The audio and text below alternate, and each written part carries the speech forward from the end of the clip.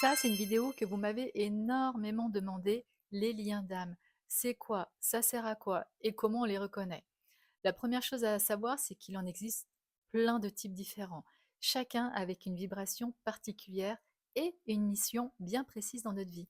Alors, comment est-ce qu'on les reconnaît et comment on ressent ce que ça vient éveiller à l'intérieur de nous? Certaines de ces rencontres sont des cadeaux doux et rassurants, et puis il y en a d'autres qui viennent nous confronter à des nœuds qui sont plus difficiles. Allez, on va commencer par la première, les âmes sœurs. Cette douceur du familier, ce petit cocon qui met en sécurité. Les âmes sœurs, ce sont des rencontres qui paraissent évidentes. Dès le premier regard, on a l'impression qu'on se connaît depuis toujours. Avec ce type de lien d'âme, la relation elle coule de source. La complicité est naturelle, la bienveillance, le sentiment de sécurité. Mais attention, une âme sœur n'est pas forcément un grand amour romantique. Ça peut être un ou une amie fidèle, un membre de ta famille, un partenaire de vie, ou même une rencontre qui est brève, mais qui laisse un souvenir extrêmement lumineux. Ces âmes sœurs, elles sont là pour nous rappeler que nous ne sommes jamais seuls sur notre chemin.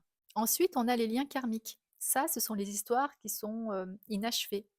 Les liens karmiques, c'est des histoires qui n'ont pas encore trouvé leur fin. Dans une vie antérieure, quelque chose a pu être interrompu. Ça peut être par une séparation qui est brutale, par un événement extérieur qui a empêché la relation d'aller jusqu'au bout, ou bien un lien qui s'est terminé dans la frustration sans que le deuil puisse se faire. Donc, quand ces âmes liées par ce lien karmique se retrouvent, on a l'impression qu'il y a quelque chose à régler, quelque chose qui n'est pas encore terminé. Ça peut enfermer dans un cycle un peu comme une pièce de théâtre qu'on joue encore et encore.